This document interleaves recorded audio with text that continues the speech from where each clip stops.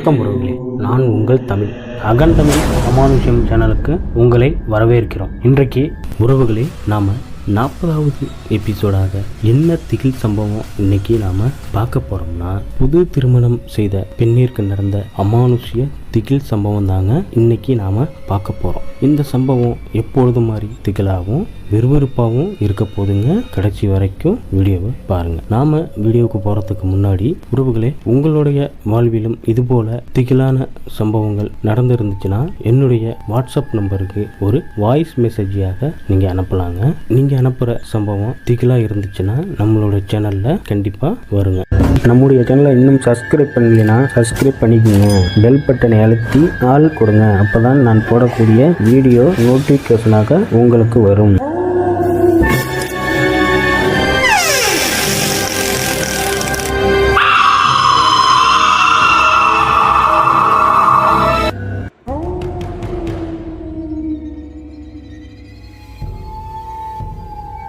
நம்ம சேனலை நிறைய பேர் சப்ஸ்கிரைப் பண்ணாமல் தான் பார்த்துட்ருக்கீங்க. கண்டிப்பாக சப்ஸ்கிரைப் பண்ணிடுங்க, லைக் பண்ணிடுங்க. அப்போ தான் நம்ம சேனல் மேலும் மேலும் வளர்வதற்கு உறுதுணையாக இருக்கும் என்பதை நான் உங்கள்கிட்ட சொல்லிக்கிறேங்க. வாங்க வீடியோக்குள்ளே போகலாம்.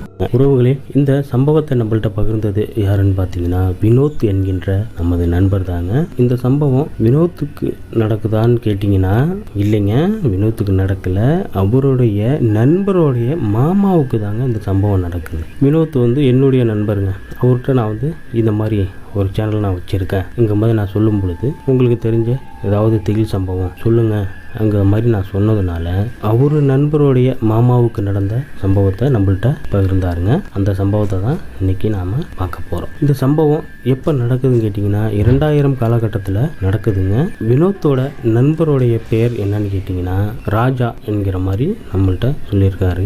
ராஜாவோட மாமா பெயர் என்னன்னு கேட்டிங்கன்னா கணேசனுங்க. கணேசனுக்கு தாங்க இந்த சம்பவம் நடக்குது. கணேசனை பற்றி சொல்லணும்னா அவருடைய சொந்த ஊர் என்னன்னு கேட்டிங்கன்னா தஞ்சாவூரில் ஒரு அழகிய கிராமம் தாங்க. அவருக்கு மதுரையில் உள்ள ஒரு தனியார் கம்பெனியில் வேலை பார்த்துட்டு இருக்காருங்க. அவருக்கு திருமணம் வயது வரும் பொழுது வீட்டில் பெண் பார்க்குறாங்க. திருமணமும் முடிஞ்சிருச்சு. திருமணம் முடிஞ்சோடனே எங்கே வேலை பார்க்குறாரோ அங்கேயே தனது புது மனைவியை கூட்டிகிட்டு போயிட்டு அங்கே தனியாக ஒரு வீடு எடுத்து தங்கி இருக்கிறாங்க. சந்தோஷமா ஜாலியாகவும் இருக்கிறாங்க. அவருக்கு ஞாயிற்றுக்கிழமை ஆனால் எப்பொழுதுமே லீவு வருங்க. அந்த லீவில் என்ன பண்ணுவாங்கன்னா கணவன் மனைவி 2 பேருமே மாலை நேரத்தில் வெளியில் போயிட்டு சுற்றிட்டு வருவாங்க. அப்படிதாங்க ஒரு நாள் தன்னுடைய மனைவி சினிமாவுக்கு போகலாம்ங்கிற மாதிரி கேட்டதுனால ஞாயிற்றுக்கிழமை அன்னைக்கு மாலையில் ஒரு 5 மணி போல் அவங்க தங்கியிருக்கிற வீட்டிலிருந்து கிளம்புறாங்க. அவங்க சினிமாவுக்கு போகணும்னா ஒரு கிட்டத்தட்ட 15 கிலோமீட்டர் தூரத்துக்கு போகணுங்க. அதே மாதிரி கிளம்பி போகிறாங்க. போயிட்டு சினிமா பார்க்குறாங்க. சினிமா பார்த்து முடிச்சுட்டு அவங்க தியேட்டர்லேருந்து கிளம்பும் பொழுது 9-9:30 மணி இருக்குமாங்க. அப்படி அவங்க வண்டியில் வந்துக்கிட்டு இருக்காங்க. அவங்க வர்ற பாதை எப்படி இருக்குன்னு பார்த்தீங்கன்னா ஒரு 5 கிலோமீட்டர் தூரத்தில் தான் கொஞ்சம் சிட்டி மாதிரி இருக்கிற பகுதிங்க. அதுக்கப்புறம் ஒரு 10 கிலோமீட்டர் வர்றது எல்லாமே கொஞ்சம் காட்டு பகுதியாகவும் ஆள் நடமாட்டம் இல்லாத பகுதியாக தான் இருக்கும். ஏன்னா ஒரு 9 மணிக்கு மேலே அங்கே ஆள் நடமாட்டம் இருக்காதுங்க. அந்த மாதிரி தாங்க அவங்க 2 பேரும் வந்துகிட்டு இருக்காங்க. அப்படி வந்துட்டு இருக்கும் பொழுது பார்த்தீங்கன்னா அந்த சிட்டியான பகுதியெல்லாம் தாண்டி அவங்க தங்கியிருக்கிற அவங்க வீட்டுக்கு போகிற அந்த வழியில தான் வந்துட்டு இருக்காங்க. வந்துட்டு இருக்கும் பொழுது அந்த குறிப்பிட்ட வழியில் வரும் பொழுது இரவு மணி 10 மணி இருக்குமாங்க. கொஞ்சம் தூரம் வந்திருப்பாங்க. அவங்க வர்ற வண்டி திடீர்னு ஆஃப் ஆகுதுங்க. கணேசனுக்கு கொஞ்சம் ஒரு மாதிரி ஆச்சரியமா இருக்கு. என்னடா இது புது வண்டி, எப்பொழுதும் நம்ம டேங்கு ஃபுல் பண்ணி தான் வச்சிருப்போம், என்னடா திடீர்னு ஆஃப் ஆயிடுச்சு அப்படின்னு சொல்லிட்டு மறுபடியும் ஸ்டார்ட் பண்ணி பார்க்குறாரு. ஸ்டார்ட் ஆகலங்க. மறுபடியும் அவருக்கு தெரிஞ்ச மாதிரி என்னென்னமோ வண்டியில் பிளக்கை கழட்டி பார்க்குறாரு, அதை கழட்டி பார்க்குறாரு, என்னென்னமோ கழட்டி பார்க்குறாரு. ஆனால் வண்டி ஸ்டார்ட் ஆகவே இல்லைங்க. கிட்டத்தட்ட அங்கேயே ஒரு 1/2 மணி நேரமாக ஆயிடுச்சுங்க. அவங்க மனைவியும் என்னங்க ஆச்சு ரொம்ப நேரம் ஆகுதுங்கிற மாதிரியே பேசிக்கிட்டு நின்றுட்டு இருக்காங்க. அப்போது பார்த்தீங்கன்னா கணேசனோட மனைவிக்கு அங்கே என்ன நடக்குதுன்னு பார்த்தீங்கன்னா வண்டி ஓரமாக நின்றுட்டு இருக்காங்க. அவங்க தலை நிறைய பூவு வச்சிருக்காங்க. அந்த பூவை யாரோ வெடுக்குன்னு இழுக்கிற மாதிரியே இருக்கு. அவங்களுக்கு எப்படி அந்த பூவை இழுக்கிறாங்கன்னா ஆடு பார்த்தீங்களா இலை தலையெல்லாம் சாப்பிடும் பார்த்தீங்களா, அந்த மாதிரி அந்த பூவை யாரோ வெடுக்குன்னு இழுக்கிற மாதிரியே இருக்கு. அவங்க அந்த பூவை சரி பண்ணிக்கிட்டே நின்றுட்டு இருக்காங்க. தன்னுடைய கணவர்கிட்ட பேசிக்கிட்டு அப்படி நின்றுட்டு இருக்கும் பொழுது கணேசன் பார்த்தீங்கன்னா கீழே குமிஞ்சி வண்டியை ரெடி பண்ணுறதுக்கான அந்த வேலையை பார்த்துட்டு இருக்கும்போது அந்த பூ என்ன ஆகுதுன்னு பார்த்தீங்கன்னா பக்கத்தில் வண்டி நிற்கிது பார்த்தீங்களா, சீட்டில் விழுகுதுங்க. கணேசன் கணேசனோட மனைவி என்ன பண்றாங்க, என்னடா பூ வண்டி மேல விழுந்துருச்சே அப்படின்னு சொல்லிட்டு அதை எடுத்து மறுபடியும் தலையிலேயே வச்சுக்கிறாங்க. வண்டியை ரெடி பண்றதுக்கான அந்த வேலையை பார்த்துக்கிட்டு தாங்க இருக்காரு. அதுக்கப்புறம் தாங்க அவங்களுக்கு பிரச்சனையே ஆரம்பிக்குது. ஏதோ செஞ்சு பார்க்குறாரு, ஆனால் வண்டி ஒரு துளி கூட ஸ்டார்ட் ஆகலைங்க. அப்படியே தாங்க எவ்வளவோ அவர் முயற்சி பண்ணி பார்த்தாலுமே ஸ்டார்ட் ஆகாமல் அப்படியே தாங்க இருக்கு. அப்படியே இருந்துட்டு இருக்கும் பொழுது சரி வர்ற வழியில் யாராவது வருவாங்க, வந்தாங்கன்னா இங்கே பக்கத்தில் மெக்கானிக் ஷெட்டு எங்கே இருக்குங்கிற மாதிரி நம்ம கேட்கலாம்ங்கிற மாதிரி நினச்சிட்டு இருக்கும் பொழுது பார்த்தீங்கன்னா கீழே குமிஞ்சி வண்டியை ஸ்டார்ட் பண்ணுறதுக்கான அந்த வேலையை ஏதாவது நம்மளுக்கு தெரிஞ்சதை பார்க்கலாங்கிற மாதிரி கீழே குமிஞ்சி பார்த்துக்கிட்டு இருக்காரு. அப்போது பார்த்தீங்கன்னா அவங்க மனைவி ஒரு விஷயத்த பார்க்குறாங்க, பேர் அதிர்ச்சி ஆகுறாங்க. என்னன்னு கேட்டிங்கன்னா அவங்க கணவரை கூப்பிட்டு அங்கே பாருங்க நம்ம எய்த்த மாதிரி ஒரு பெண்மணி போகுது பாருங்கங்கிற மாதிரி கூப்பிட்டு சொல்கிறாங்க. அவரும் பார்க்குறாரு, வண்டி நின்ன இடத்துலேருந்து ஒரு 100 மீட்டர் தொலைவில் ஒரு பெண் போயிட்டு இருக்குங்க. இவங்களுக்கு 2 பேருக்குமே ஆச்சரியம். 2 பேரும் என்ன பேசிக்கிறாங்கன்னு பார்த்தீங்கன்னா, இந்த பெண் எங்கேருந்து போகிறாங்க, நம்ம ஒரு வழி தான் இருக்குது, அங்கேருந்து வந்திருந்தாலுமே நம்மளுக்கு கிராஸ் பண்ணி தான் போயிருக்கணும், எப்படி திடீர்னு ஒரு 100 மீட்டர் தூரத்தில் எப்படி நடந்து நம்மளுக்கு முன்னாடி போவாங்கங்கிற மாதிரி 2 பேருமே பேசிட்டு இருக்கும்போது இவருக்கு கொஞ்சம் பயமா தாங்க இருக்கு. தன்னோட மனைவிக்கும் கொஞ்சம் பயமான குரல்ல தான் பேசுறாங்க. ஏன்னா கிராமத்திலேருந்து வந்தவங்கங்கிறதுனால நைட் நேரத்தில் தனியா அந்த பூவு அந்த மாதிரிலாம் வச்சுட்டு போனால் நிறைய துஷ்ட ஆத்மாலாம் வந்துடும்ங்கிற மாதிரிலாம் அவங்க கேள்விப்பட்டதுனால கணவர்கிட்டையும் பயமா இருக்குங்க, யாருன்னே தெரியல இப்படி போறாங்க. கணேசன் என்ன நினைக்கிறாரு, நம்மளும் பயந்து ஏதாவது சொன்னோம்னா நம்மளோட மனைவி ரொம்ப பயந்துருவாங்க, அதனால கொஞ்சம் தைரியமா நம்மளும் பேசுவோம்ங்கிற மாதிரியே தன்னோட மனைவி கிட்ட அதெல்லாம் பயப்படாத, பக்கத்துல ஏதாவது கிராமம் இருக்கும் அங்கேருந்து வந்திருப்பாங்கங்கிற மாதிரி தன்னோட மனைவி கிட்ட சொல்லிட்டு சரி வா பெண்மணிக்கிட்டே போயிட்டு இங்கே பக்கத்தில் எங்கே மெக்கானிக் ஷெட் இருக்குது நம்ம கேட்டுக்கிட்டு போகலாம்ங்கிற மாதிரி வண்டியை தள்ளிக்கிட்டு அந்த பெண்மணியை 2 பேருமே கூப்பிட்டுக்கிட்டே போயிட்டு இருக்காங்க. தன்னுடைய மனைவி ரொம்ப பயந்துடக்கூடாதுன்னு வேற வேற விஷயங்கள் அப்படியே பேசிக்கிட்டே அந்த பெண்மணி பக்கம் போயிட்டே இருக்கிறாங்க. என்னதான் கூப்பிட்டாலுமே அந்த பெண்மணி நிற்கவே இல்லைங்க. விறுவிறுவிறுன்ட்டு நடக்குது. இவங்களால வண்டியை தள்ளிக்கிட்டு நடக்கவும் முடியல. மல்லு கட்டி வண்டியை தள்ளிக்கிட்டு அந்த பெண்மணி கிட்டக்க போயிட்டு ஏங்க இங்கே மெக்கானிக் ஷெட்டு எங்கே இருக்குன்னு கேட்குறாங்க. அந்த பெண்ணு அவங்க 2 பேரையும் திரும்பி பார்க்குதுங்க. இவங்க 2 பேருக்குமே பயங்கர அதிர்ச்சி ஆகுது. என்னன்னு கேட்டிங்கன்னா அந்த பெண்ணோட முகத்தை பார்த்தோம்னா பெண் மாதிரியே தெரியலங்க, கொஞ்சம் விகாரமாக இருக்கு. அந்த முகத்தை பார்த்தாவே அவங்களுக்கு அப்படியே ஒரு மாதிரி படபடப்பு ஆன மாதிரி ஆயிடுச்சுங்க. இருந்தாலும் கொஞ்சம் தைரியத்தை வர வச்சுக்கிட்டு கணேசன் கேட்குறாருங்க, இங்கே மெக்கானிக் ஷாப் எங்கே இருக்குங்கிற மாதிரி அவரும் கேட்குறாருங்க. அந்த பொண்ணு எந்த ஒரு பதிலும் சொல்லாமல் மறுபடியும் அவங்கள பார்த்துட்டு விறுவிறுன்ட்டு அவங்களுக்கு எதிர்க்க மாதிரி நடக்க ஆரம்பிச்சிருக்குங்க. இவங்களுக்கு 2 பேருக்குமே ஒரே குழப்பமாக இருக்குது. இவர் கணேசன் அவங்க மனைவி கிட்ட என்ன சொல்கிறாருன்னு பார்த்தீங்கன்னா, மனநல சரியில்லாத பெண்ணாக இருக்குமோங்கிற மாதிரி இவங்க 2 பேருக்குள்ளேயே பேசிக்கிட்டு இவங்க வண்டியை தள்ள ஆரம்பிச்சிருக்கிறாங்க. பெண்மணி பார்த்தீங்கன்னா விறுவிறுன்ட்டு நிற்கவே இல்லைங்க, நடந்து போய்கிட்டே இருக்குங்க. சரி இவங்களால அந்த வேகத்துக்கு ஈடு கொடுத்து அந்த வண்டியோட தள்ளிட்டு போக முடியலங்க. சரி நம்ம கொஞ்சம் தூரம் தள்ளிட்டு போவோம், வழியில் யாராவது வந்தால் கூட மெக்கானிக் ஷெட்டு ஏதாவது இருக்கா, வேற ஏதாவது வண்டி வந்தாலுமே அதில் ஏற்றிக்கிட்டு போயிடலாம்ங்கிற மாதிரி 2 பேருமே தள்ளிட்டு வந்துகிட்டு இருக்காங்க. கணேசனோட மனைவி கொஞ்சம் பயந்த மாதிரி தாங்க வந்துகிட்டு இருக்காங்க. ஏன்னா இதையே சொல்லிட்டு வர்றாங்க, ஐயோ நான் பூலாம் வச்சுருக்கேங்க, எனக்கு கொஞ்சம் பயமாக தாங்க இருக்குங்கிற மாதிரி சொல்லிட்டு வரும்போது கணேசனும் அவருக்கும் கொஞ்சம் பயம் மனசில் இருந்தாலுமே அதை வெளியில் காட்டிக்காமல் வேறு விஷயங்கள் பேசிக்கிட்டு அப்படியே அந்த ரோட்டில் அந்த வண்டியை தள்ளிக்கிட்டு போயிட்டு இருக்காங்க. கணேசன் என்ன பண்ணுறான்னு பார்த்தீங்கன்னா, சரி நம்ம மறுபடியும் வண்டியை ஸ்டார்ட் பண்ணி பார்ப்போம் அப்படின்னு சொல்லிட்டு அவங்க மனைவியும் பிடிச்ச சாமியெல்லாம் வேண்டுறாங்க. கணேசனும் அவங்க பிடிச்ச சாமியெல்லாம் வேண்டிட்டு எப்படியாவது ஸ்டார்ட் ஆகிடணும், நாங்கள் வீட்டுக்கு போகணுங்கிற மாதிரியே அவங்க பிடிச்ச சாமி கிட்டலாம் வேண்டிக்கிட்டு ஸ்டார்ட் பண்ணுறாங்க. அப்போ தாங்க அவங்களுக்கு நிம்மதி பெருமூச்சு வருது. என்னன்னு கேட்டிங்கன்னா, வண்டி டக்குன்னு ஸ்டார்ட் ஆகிடுச்சுங்க. சரி நீ உட்காருன்னு சொல்லிட்டு தன்னுடைய மனைவியை பின்னாடி உட்கார வச்சுட்டு பெண்மணி போன திசையில் பார்க்குறாங்க. இவங்களுக்கு என்ன சொல்றதுனே தெரியலங்க. அங்க போயிட்டு இருந்த அந்த பெண்மணியை காணுங்க. ஏன்னா இவங்களுக்கு கண்ணுக்கு முன்னாடி தான் நடந்து போயிட்டு இருந்திருக்கிறாங்க. இவங்க வண்டியை ஸ்டார்ட் பண்ணிட்டு உட்காரும் பொழுது பார்த்தீங்கன்னா அந்த பெண்மணியவே அங்கே போனதையே எந்த ஒரு அடையாளமும் இல்லைங்க. இவங்களுக்கு பெரிய அதிர்ச்சியாக இருக்குது. கணேசனோட மனைவிக்கு ரொம்ப ஒரு மாதிரி பயம் அதிகமாகிடுச்சுங்க. அதெல்லாம் ஒன்றும் இல்லை, பயப்படாத அப்படின்னு சொல்லிட்டு இவங்களும் வண்டியை கொஞ்சம் அதிகமான ஃபீல்ட்லேயே நேராக வீட்டுக்கும் போயிட்டாங்க. எந்த ஒரு பிரச்சனையும் இல்லாமல் வீட்டுக்கும் போயிட்டாங்க. வீட்டுக்கு போய் சேரும் பொழுது இரவு ஒரு 11 மணி ஆயிடுச்சாங்க. சரி நம்ம தான் வரும்போதே சாப்பிட்டுட்டு வந்துட்டோம், நம்ம டக்குன்னு படுத்துனோம்னா நான் காலையில் வேலைக்கு போகணுங்கிற மாதிரி கணேசன் சொல்லிட்டு 2 பேருமே அந்த ரூமில் படுத்துருக்குறாங்க. அந்த ரூமில் அதிகமான புழுக்கமாக இருந்ததுனால நம்ம ஜன்னலை திறந்து விட்டு படுக்கும்ங்கிற மாதிரி 2 பேருமே பேசி இந்த ஜன்னலை திறந்து வச்சுட்டு 2 பேருமே படுக்கிறாங்க. ஜன்னலை திறந்த பிறகு காற்று கொஞ்சம் மிதமான அந்த காற்றோட வந்துகிட்டு இருக்குங்க. 2 பேருமே நல்லாவே தூங்கியிருப்பாங்க. கணேசனோட மனைவி என்ன பண்ணுறாங்கன்னு பார்த்தீங்கன்னா, அவங்களுக்கு கொஞ்ச நேரத்தில் அவங்களுக்கு முழிப்பு வருதுங்க. அவங்க எப்படி படுத்திருக்காங்கன்னு பார்த்தீங்கன்னா, அந்த ஜன்னலை பார்த்த மாதிரியே அப்படியே படுத்திருக்கிறாங்க. ஒரு பக்கமாக படுத்திருக்கிறாங்க. இவங்க முழிச்சு பார்க்கும்போது ஜன்னலை தாங்க பார்க்குற மாதிரி இருக்கும். அதே மாதிரி முழிச்சு பார்க்குறாங்க.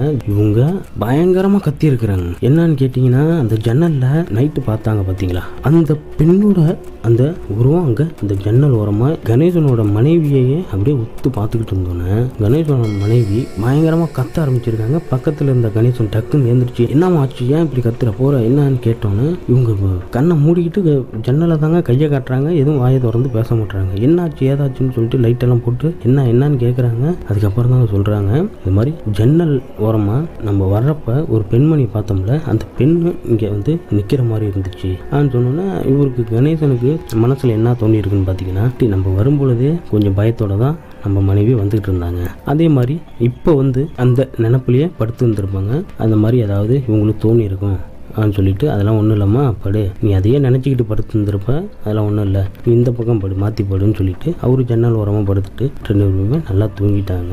எந்த ஒரு பிரச்சனையும் இல்லை. காலையில் நல்லா விடியுது. இவர் வேலைக்கு போகிறதுக்காக கிளம்பிட்டு இருக்காரு. கணேசோட மனைவியும் எழுந்திரிச்சு மற்ற வேலையெல்லாம் பார்த்துட்டு அவங்களுக்கு சாப்பாடு எல்லாமே கொடுத்து அனுப்பிட்டாங்க. கணேசன் பார்த்தீங்கன்னா மாலை ஒரு 6-7 மணிக்கெலாம் வீட்டுக்கு வந்துடுவாருங்க. அன்னைக்கு அது மாதிரி தான் வீட்டுக்கு வராருங்க. ஒரு 7 மணியே இருக்குங்க. வீட்டுக்கு வரும்பொழுது வீடை பார்த்தா எந்த ஒரு லைட்டும் போடாமல் கும்மு இருட்டா அப்படியே இருந்திருக்குங்க. என்னடா நம்ம மனைவி தான் இருக்காங்களே, எங்கே போயிருப்பாங்க, இப்படி இருட்டாவே இருக்கே, லைட்டு போடாமல் ஒன்றும் போடாமல்ங்கிற மாதிரி ஒரு மனசில் எப்படி நினச்சிக்கிட்டு வண்டியை நிப்பாட்டிட்டு வீட்டுக்குள்ளே போய் ஹாலில் லைட்டை போட்டு பார்க்குறாருங்க. தன்னுடைய மனைவி அங்கேயும் இல்லைங்க. சரி கொல்லை பக்கம் ஏதாவது வேலையாக இருப்பாங்க சொல்லிட்டு நேராக கொல்லை பக்கம் போகிறாங்க. கொல்லை பக்கமும் லைட்டை போட்டு பார்க்குறாங்க, காணுங்க. என்னடா அது நம்ம மனைவி எங்கே தான் போயிருப்பாங்க, லைட்டும் போடாமல் ஒன்றும் போடாமல் இப்படி இருக்கேன்னு சொல்லிட்டு மனசுக்குள்ளே அப்படியே ஒரு குழப்பமாக அப்படி போயிட்டு நேராக ரூமுக்கு போயிருக்காருங்க.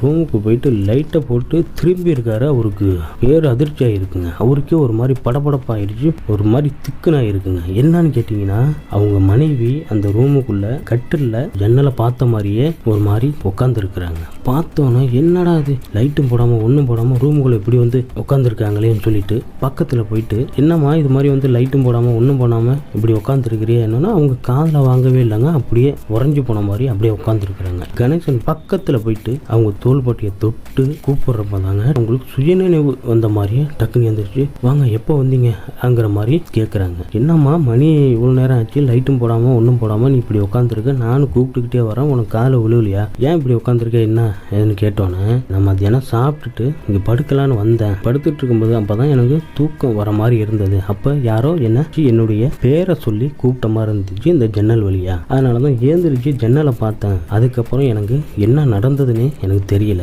சொன்னதுமே இவருக்கு ஒன்றும் புரியல. என்னடா அது நம்ம மனைவி என்ன கொஞ்சம் வித்தியாசமாக நடந்துக்கிறாங்களேங்கிற மாதிரி இவர் மனசில் நினச்சிக்கிட்டு, சரிம்மா மற்ற வேலையை பாரு, சமையல் கட்டெல்லாம் போயிட்டு அந்த வேலை பார்த்துட்டு இருக்கும்போது எந்த விஷயம் செஞ்சாலுமே அப்படியே ஸ்டெக் ஆகி அப்படியே நிற்கிறாங்க. பாத்திரம் கழுவுறாங்களா, பாத்திரம் கழுவிட்டே கிட்டத்தட்ட ஒரு 1/4 மணி நேரமாக அங்கேயே நிற்கிறாங்க. கணேசனும் அதை கரெக்டாக கவனிக்கிறாருங்க.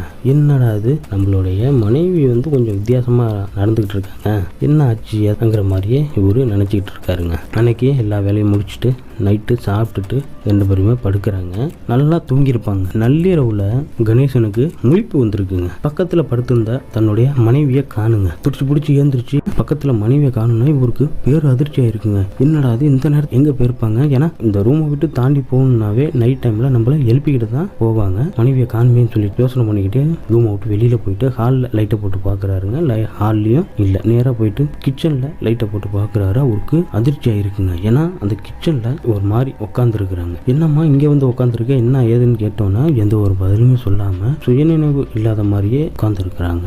இதை பார்த்தோன்னு பக்கத்தில் போயிட்டு கையை பிடிச்சி தூக்கி, என்னம்மா இங்கே உட்காந்து இருக்கான்னு சொன்னோன்னா, இல்லையே நான் உட்காரலையேங்கிற மாதிரியே ஒரு மாதிரி பேசுகிறாங்க. சரி வா நம்ம ரூமில் போயிட்டு படுக்கலான்னு சொல்லிட்டு ரூமில் போயிட்டு 2 பேருமே அப்படியே படுத்துருக்குறாங்க. இவருக்கு கொஞ்சம் மைண்டில் அதே ஓடிட்டு இருக்காங்க, கொஞ்சம் வித்தியாசமும் நடந்துட்டு இருக்காங்களேங்கிற மாதிரி அந்த மைண்ட்லேயே அப்படியே மனசில் நினச்சிக்கிட்டு அப்படியே படுத்துருக்கிறாரு. நல்லாவே தூங்கியிருப்பாருங்க. அப்போ பார்த்தீங்கன்னா ஒரு பெண் வந்து பயங்கரமாக அழுகிற மாதிரி சவுண்டு கேட்குதுங்க. அந்த தூக்கத்துலேருந்து டக்குன்னு முழிச்சிட்டாருங்க. யார் அந்த நேரத்தில் இப்படி அழுகிறதுன்ட்டு முழிச்சு பார்க்குறாரு. பக்கத்தில் இருந்த தன்னுடைய மனைவியை அங்கே இல்லைங்க. என்னடா அது மறுபடியும் எங்கடா போயிருப்பாங்கன்னு சொல்லிட்டு எழுந்திரிச்சு பார்க்குறாங்க. அந்த ரூமு கதவுக்கு பக்கத்துலேயே ஒரு மாதிரி மூஞ்ச மூடிக்கிட்டு பயங்கரமாக அழுதுகிட்டு உட்காந்துருக்குறாங்க. இவருக்கு ஒன்றுமே புரியல. என்னம்மா இங்கே வந்து உட்காந்து அழுதுகிட்டு இருக்கிய, என்ன உனக்கு பிரச்சனை ஏதுன்னா எந்த ஒரு பதிலையும் சொல்கிறாங்க. பயங்கரமாக அழுக ஆரம்பிச்சிருக்கிறாங்க.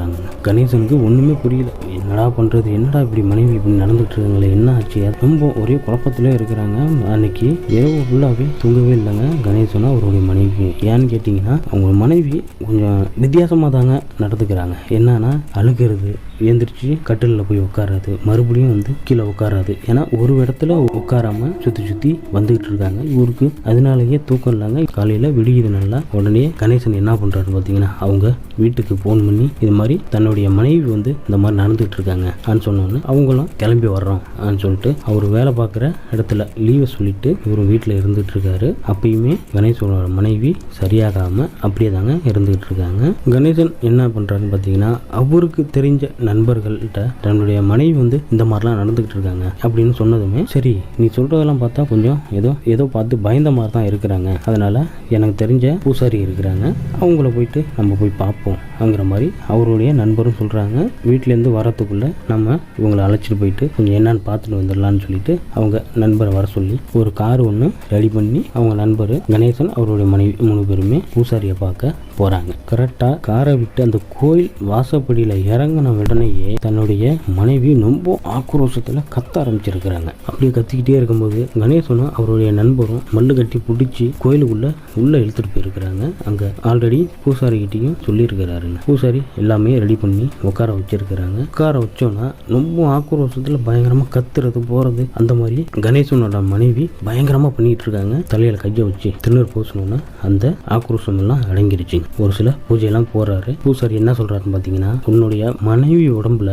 பெண்ணோட ஆத்மா இருக்கு, அதுதான் இந்த மாதிரிலாம் பண்ணிட்டு இருக்கு அப்படின்னு சொன்னோன்னா கணேசனுக்கு என்ன சொல்றதுன்னு தெரியாம ஒரு மாதிரி அதிர்ச்சியாகி அப்படியே நின்றுட்டு இருக்காருங்க. பயப்படாத, இதை சரி பண்ணிடலாம் அப்படின்னு சொல்லிட்டு பூசாரி என்ன பண்றாருன்னு பாத்தீங்கன்னா ஒரு சில பூஜையெல்லாம் பண்ணும்பொழுது கணேசனோட மனைவி உடம்புல இருந்த அந்த ஆத்மா வெளியே வருதுங்க. நீ யார் என்ன ஆன்ட்டு பூசாரி கேட்குறாருங்க. அந்த பக்கத்து கிராமத்து பேரை சொல்லி இந்த கிராமத்தை சேர்ந்த பெண்ணு நான் என்னுடைய 20 வயசுல இறந்து போனேங்கிற மாதிரி அந்த பெண் சொல்லுதுங்க. அதெல்லாம் சரி, ஏன் இந்த பொண்ணு உடம்புல நீ வந்த ஏன்னு கேட்டோன்னா நான் உயிரோட இருக்கும் பொழுதே பூவெல்லாம் எனக்கு ரொம்ப பிடிக்கும், இந்த பெண் பூவெல்லாம் நிறையா வச்சுக்கிட்டு வந்தாங்க, அதனால தான் நான் இவங்களை பின்தொடர்ந்தே வந்துட்டேன், இவங்க கூடயே இருக்கும்னு ஆசைப்பட்டேன்ங்கிற மாதிரி அந்த கணேசன் மனைவியின் உடம்புல இருக்கிற அந்த ஆத்மா சொல்லுதுங்க. சரி, உனக்கு என்ன வேணுமோ அதை வாங்கிட்டு இந்த பெண்ணை விட்டுட்டு போ, இல்ல நான் போக மாட்டேன், இந்த பெண் உடம்புலே தான் இருப்பேன், போக மாட்டேன் அப்படின்னு சொன்னதுமே ஒரு சில பூஜையெல்லாம் போடுறாருங்க. நீ இந்த பொண்ணு உடம்புல இருக்கக்கூடாது, அவங்களே இப்பதான் புதுசா கல்யாணம் ஆகி வந்திருக்கிறாங்க, நீ உனக்கு என்ன தேவையோ அதை வாங்கிக்கிட்டு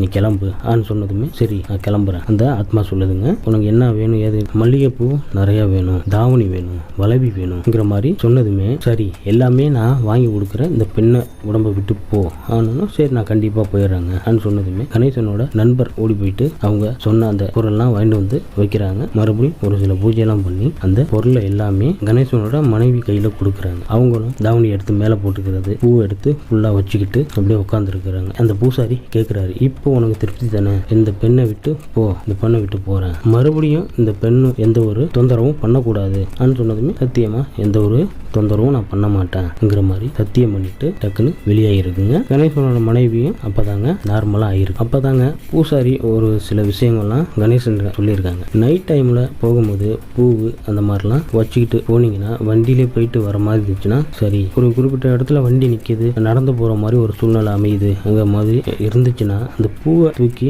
வீசிருங்க. ஏன்னா உங்க மனைவியை பின்தொடர்ந்து வந்த காரணமே பூ வச்சிருந்த காரணம் தான். இன்னொரு விஷயம் என்னன்னு கேட்டீங்கன்னா, நீங்க அந்த வண்டி ஸ்டார்ட் பண்ண முடியாது முடியாம நிக்கிற இடத்துலயே உங்க மனைவி பக்கத்துல இருந்து தான் உங்க மனைவி வச்சிருந்த அந்த பூவை எடுத்திருக்கு அந்த ஆத்மா. எடுக்கும்போது என்னடா யாரோ இழுக்கிறாங்கன்னு சொல்லிட்டு அழுத்தி அந்த பூவை சொருகி வச்சிருந்துருக்குறாங்க. இதனாலேயே அந்த இறந்து போன ஆத்மா உங்க மனைவி பின்னாடியவே உங்க வீட்டு வரைக்கும் வந்திருக்குங்கிற மாதிரி சொல்லியிருக்காருங்க. இதுக்கப்புறம் நாச்சும் பார்த்து பத்திரமா இருங்கிற மாதிரி சொல்லி வீட்டுக்கு அனுப்பியிருக்காருங்க. இவங்களும் வீட்டுக்கு போறாங்க. ஒரு 2 நாள் அவங்க மனைவி கொஞ்சம் வித்தியாசமா இருக்கிற மாதிரி இருக்கு. ஆனா அதுக்கப்புறம் எந்த ஒரு பிரச்சனையும் இல்லை. அதிலிருந்து பாத்தீங்கன்னா நைட்ல கொஞ்சம் அன்டைம் ஆனாவே அவங்க வரலி கொஞ்சம் காட்டு பகுதியா இருந்தாலுமே பூவை தூக்கி வீசிட்டு இவங்க வந்துருவாங்களாங்க எப்பொழுதுமே. அதுக்கப்புறம் இன்னைய காலம் வரைக்குமே எந்த ஒரு பிரச்சனையும் இல்லாம தான் போயிட்டு இருக்குங்கிற மாதிரி வினோத்தோட நண்பர்கிட்ட சொல்லியிருக்காருங்க. இந்த சம்பவத்தை நம்மள்கிட்ட வினோத் சொல்லியிருக்காருங்க. இவங்க 3 பேருக்குமே ஒரு நன்றியை சொல்லிக்கலாங்க. இது போல உங்களுடைய